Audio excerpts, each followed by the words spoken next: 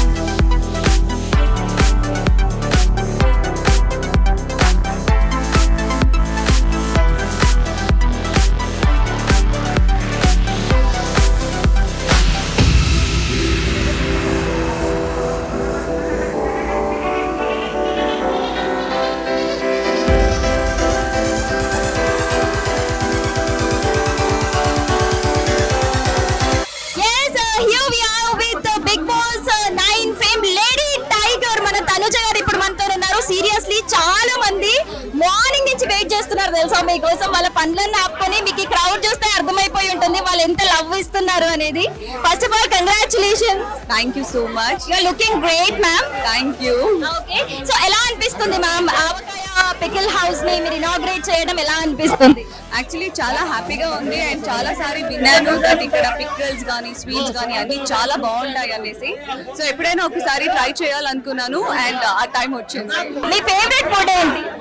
Basic I'm not foodie but ఎమ్మీగా టేస్టీగా ఉంటే హ్యాపీగా తింటాను. అంటే స్వీట్ క్రేవింగ్స్ స్పైసీగా తినడానికి ఇష్టపడతారా?